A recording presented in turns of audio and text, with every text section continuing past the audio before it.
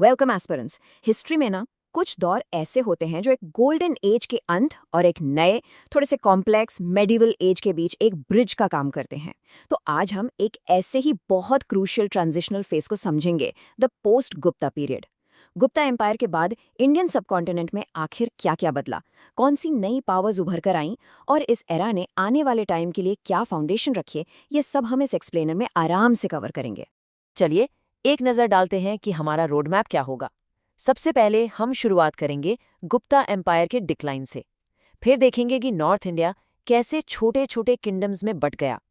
और उसके बाद हमारा मेन फोकस होगा इस दौर के सबसे बड़े हीरो हर्षवर्धना पर। और फाइनली हम उनकी लेगेसी और कल्चर को समझेंगे, ताकि आपको इस टॉपिक की एक कंप्लीट 360 डिग्री अंडरस्टैंडिंग मिल सके। तो चलिए शुरू करते हैं हमारे पहले सेक्शन से, the decline of the Gupta empire. इसे the end of the golden age भी कहा जाता है। आखिर ऐसा क्या हो गया कि इंडिया का ये सुनहरा दौर, ये गोल्डन एज खत्म हो गया? Let's find out. तो सबसे पहला और सबसे बड़ा सवाल दिमाग में यही आता है, why did the golden as of India and? एक इतना विशाल, इतना प्रॉस्परस एम्पायर जिसके किस्से हम आज तक सुनते हैं, आखिर कोलैप्स कैसे कर गया? देखिए, इसके पीछे कोई एक रीजन नहीं था, बल्कि काफी सारे फैक्टर्स थे जिन्होंने मिलकर इस विशाल इमारत को धीरे धीरे गिरा दिया। अब इस स्लाइड को देखिए। इसके रीजंस को हम बेसिकली दो पार्ट्स में डिवाइड कर सकते हैं, एक्सटर्नल और इंटरनल।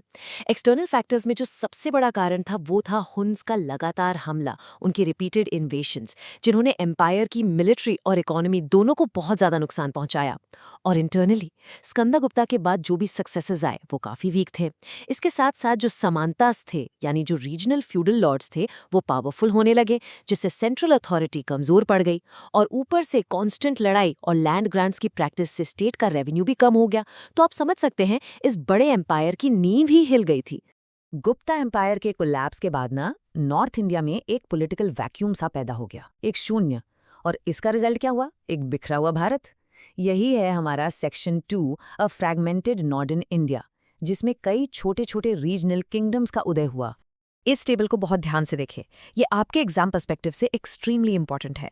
जैसे ही गुप्ता पावर खत्म हुई, अलग अलग एरियाज में नई पावर्स उभर कर आईं। हरियाणा में थे पुष्यभूतीज, जिनके बारे में हम आगे डिटेल में पढ़ेंगे। स्ट्रेटेजिकली इंपॉर्टेंट कन्नौज में माओखरीज थे। वेस्टर्न कोस्ट पर ट्रेड कंट्रोल करने वाले मैत्राकज और वल्लभी थे। और बंगाल में आते हैं गौदास, जिनका आगे चलकर पुष्यभूति से एक बड़ा कॉन्फ्लिक्ट होगा। इन सभी ने गुप्ता एम्पायर के रूइंस पर अपनी अपनी सल्तनत खड़ी की।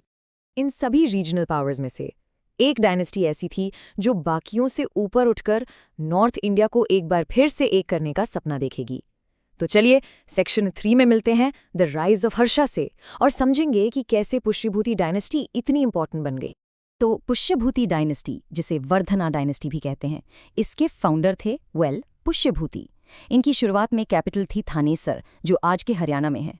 इस डायनेस्टी में असली पावर आई प्रभाकर वर्धना के टाइम, जिन्होंने हुन्स को हराकर अपना नाम बनाया। और इस पूरी कहानी के बारे में हमें जानकारी मिलती है दो बहुत इंपॉर्टेंट सोर्सेज से। एक है बाना भट्टा की हर्षाचरिता और दूसरा चाइनीज ट्रैवलर जुआन जोंग के ट्रैवल अकाउंट्स। जरा इस टाइमलाइन से उस क्राइसिस का अंदाजा लगाइए जो हर्षवर्धना ने फेस किया। 605 सीई में उनके फादर प्रभाकर वर्धना की डेथ हो जाती है। उनके बड़े भाई राज्यवर्धना राजा बनते हैं, लेकिन अगले ही साल 606 सीई में गौड़ा के किंग शशांका धोखे से राज्यवर्धना की हत्या कर देते हैं। ऐसे हालात में एक 16 साल के लड़के हर्षवर्धना को थानेसर का सिंहासन संभालना पड़ता है। आप सोच सकते हैं कितना चैलेंजिंग स्टार्ट था उनके लिए। इतने चैलेंजिंग स्टार्ट के बावजूद हर्षा ने हार नहीं मानी। सेक्शन 4 में हम देखेंगे कि कैसे इस 16 साल के लड़के ने उस फ्रैगमेंटेड नॉर्थ इंडिया को यूनाइट किया और इतिहास में the last great unifier of north India कहलाए। ये मैप हर्षा के एम्बिशन की कहानी कहता है। देखिए, उन्होंने न सिर्फ थानेसर को कंसोलिडेट किया, बल्कि अपनी कैपिटल को स्ट्रेटेजिकली इंपॉर्टेंट कन्नौज में शिफ्ट कर दिया, जो गैंगेटिक प्लेन्स के बिल्कुल सेंटर में था। पंजाब से लेकर बंगाल और ओडिशा तक नॉर्थ इंडिया का एक बहुत बड़ा हिस्सा उनके डायरेक्ट या इनडायरेक्ट कंट्रोल में आ चुका था। हर्षा एक ब्रिलियंट मिलिट्री कमांडर थे। गद्दी पर आते ही उनका पहला काम था अपनी बहन राजश्री को बचाना और अपने भाई के कातिल से बदला लेना।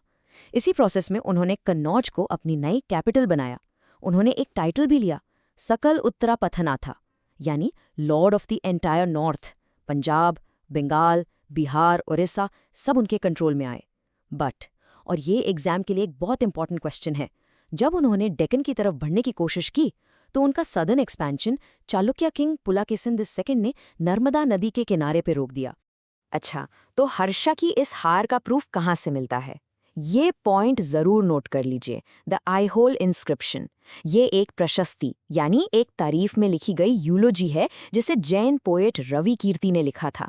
यही हमारा प्राइमरी सोर्स है जो कंफर्म करता है कि पुलकेशिन II ने हर्षवर्धना को हराया था। और इस इंस्क्रिप्शन से ये भी साफ हो जाता है कि नर्मदा रिवर हर्षा के एम्पायर की सदर्न बाउंड्री बन गई थी। हर्षा का एम्पायर काफी बड़ा था, लेकिन उनका एडमिनिस्ट्रेशन मौर्यन से बहुत अलग था। जहां मौर्यंस का सिस्टम एकदम सेंट्रलाइज था, हर्षा का सिस्टम फ्यूडल और डिसेंट्रलाइज था। इसका मतलब ये है कि वो एडमिनिस्ट्रेशन के लिए अपने समंतास पर डिपेंड करते थे। पावर कैपिटल से ज्यादा उन मिलिट्री कैंप्स में रहती थी जहां से राजा रूल करते थे, जिन्हें स्कंदावरास कहा जाता था। ये इंडियन पॉलिटी में एक बहुत बड़ा शिफ्ट था जिसने आगे आने वाले समय को डिफाइन किया। एक एम्पायर सिर्फ उसके राजा या उसकी लड़ाइयों से नहीं जाना जाता, बल्कि वहां के लोगों की जिंदगी से जाना जाता है। तो चलिए अब सेक्शन 5 में देखते हैं कि हर्षा के टाइम में एडमिनिस्ट्रेशन, सोसाइटी और इकोनॉमी आखिर कैसी थी। हर्षा के फाइनेंशियल मैनेजमेंट का एक बड़ा यूनिक मॉडल हमें स्वानज़ैंग की राइटिंग से मिलता है। उनके हिसाब से स्टेट की पूरी इनकम को 4 इक्वल पार्ट्स में डिवाइड किया जाता था। 25% राजा के लिए, 25% स्कॉलर्स के लिए, 25% पब्लिक सर्वेंट्स के लिए और बाकी 25% रिलीजियस कामों के लिए। इससे साफ पता चलता है कि उनके लिए नॉलेज और रिलीजन कितने इम्पोर्टेंट थे। अब मैं आपको कुछ की पॉइंट्स बताता हूँ जो इस एरा की सोसाइटी और एडमिनिस्ट्रेशन को डिफाइन करते हैं और जिनसे डायरेक्ट एग्जाम क्वेश्चंस बनते हैं। नंबर 1, एडमिनिस्ट्रेटिव यूनिट्स गुप्तास की तरह ही भुक्तीज और विषयास थे। नंबर 2, इनकम का प्राइमरी सोर्स लैंड रेवेन्यू था, 1/6 of the produce. Number 3, law and order बहुत अच्छा नहीं था, श्वेनज़ैन को खुद लूटा गया था ऐसी भी खबर है। नंबर 4, सोसाइटी में कास्ट सिस्टम और भी ज्यादा रिजिड हो गया था। और नंबर 5, रिलीजन में हिंदुइज्म डोमिनेंट था, लेकिन हर्षा खुद महायाना बुद्धिज्म के बड़े पेट्रन थे। हर्षा की कहानी सिर्फ जीत और हार की नहीं है, उन्होंने एक बहुत रिच कल्चरल लेगेसी भी छोड़ी। हमारे फाइनल सेक्शन 6 में हम उनके आर्ट और लिटरेचर के कंट्रीब्यूशन को देखेंगे।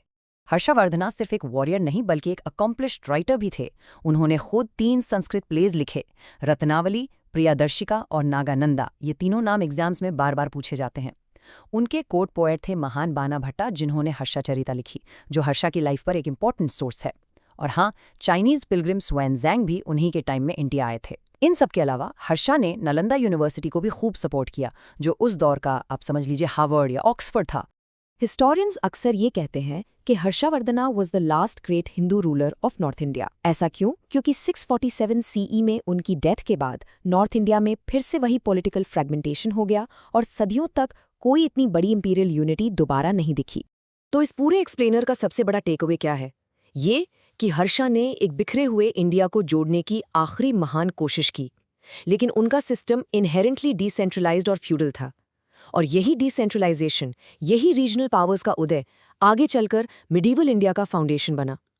तो हमारा आखिरी सवाल ये है, how did this era shape the foundations of medieval India? ये एक ऐसी लेगेसी है जिसने अगले 500 साल के लिए इंडियन हिस्ट्री का कोर्स ही बदल दिया।